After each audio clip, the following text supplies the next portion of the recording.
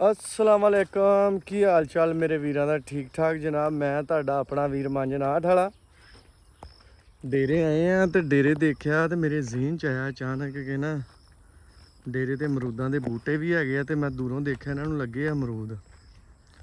मैं क्या कोई वेखीए जे कोई खाण वाला होवे ते खाइए। माशाअल्लाह फल देखो किन्ना पिया वा। फल बहुत पिया माशाअल्लाह, लेकिन हले मैनू कोई पक्का दिखदा नहीं कोई खाण दे काबल जिहड़ा होवे। आ देखो माशाअल्लाह किन्ना फल पिया। ये जी मेरे हत्थां दे पौधे लगे आ।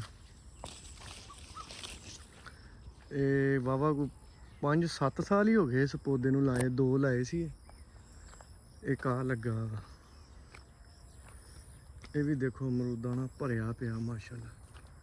कोई खाण वाला हले मैनू कोई खाण दे वत्तर ते लगदा नहीं, सारे कच्चे आ। फल ना वैसे भरिया है। देखो किड़े किड़े अमरूद लगे माशाअल्लाह। उस पौधे ना शायद कोई खाण दे काबल होवे, वो देख लेने।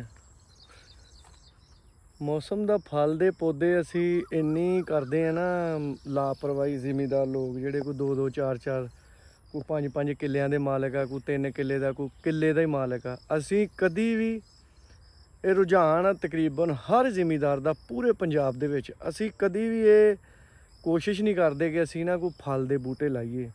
मतलब अमरूद आ कोई 8-10 पौधे बंदा वट्टां दे नाल ला दिंदा, कोई खाले ते ला दिंदा, कोई 2-4-5 कोई माल्टियां दे, कोई मसम्मी दे। आड़ू दी बड़ी फसल हो रही साडे इत्थे पंजाब दे विच। आड़ू बेहतरीन किस्म दा आड़ू जिहड़ा ना वो साडे पंजाब दे विच हुंदा वा। साडे पिंड दे विच ते आड़ूआं दा बाग भी। वो मैं देखा तो नहीं हले। आ एक तोड़िया वा अमरूद, मैनू अच्छा लगदा। आ देखो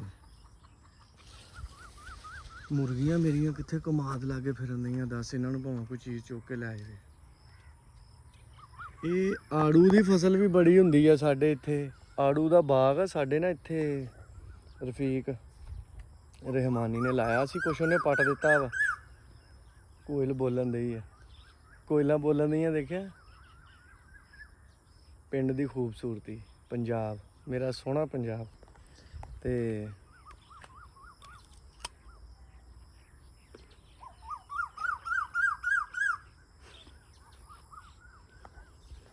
इत्थे कोयलां रहिंदियां, उत्थे डेरे दे विच रहिंदियां। बहुत बोलदियां, किड्डा खूबसूरत। कहना नहीं वो गाना नहीं सुनिया, कोयल सी तेरी बोली। मतलब एड्डी प्यारी बोली कोयल दी। ते जामनू दे पौधे लाने चाहिए। माल्टे, अमरूद, आड़ू, अंजीर बहुत हुंदी इत्थे। अंजीर दे पौधे लाने चाहिए ताकि मौसम का जिहड़ा फल है ना बंदा इंजॉय कर सके, बेशक थोड़ा भी होवे। हुण आ देखो 2 पौधे आ, फल ना भरे पे आ। गौर करो, अगर इनू असी पकते हैं या तोड़ते हैं, पूरी फैमिली सीजन का फल इंजॉय कर सकती। लेकिन ये डेरे के बाहर इत्थे असी कभी किसी को डकिया नहीं। इत्थे बच्चे बुच्चे आते मेरे हिसाब नाल, तोड़ लेंदे आ। पौधे लाओ, हुण ते सीजन भी है। आ सौण भादों आ गई है। तुसीं अपनियां जिहड़ियां पैलियां हुण खेत तुहाडे कोल वेले आ, तुसीं उत्थे इस तरह हल हुल चलाने, कोई खाली जगह हुंदी आ, इदां बन्नियां दे नाल नाल तुसीं अपना कोई 200 का कोई 150 का पौधा आंदा, वो लिया के तुसीं लाओ ताकि तुहाडे बच्चे भी फल नूं इंजॉय कर सकन।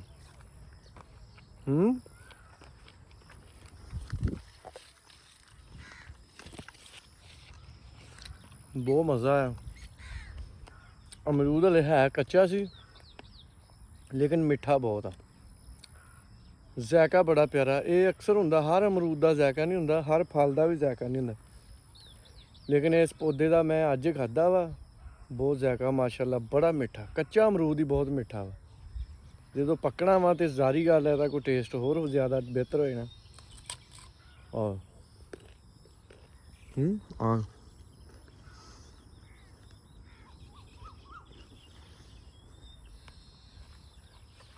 ਓਕੇ ਜੀ, ਫਿਰ ਖੁਸ਼ ਰਹੋ, ਆਬਾਦ ਰਹੋ। ਅਮਰੂਦ ਤਾਂ ਮੈਨੂੰ ਇੱਕ ਹੋਰ ਵੇਖਿਆ,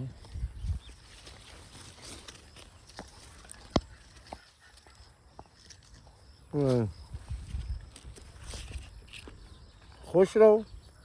ਉਹ ਮੇਰਾ ਮੁਰਗਾ ਕਿੱਧਰ ਪਕੜਦਾ।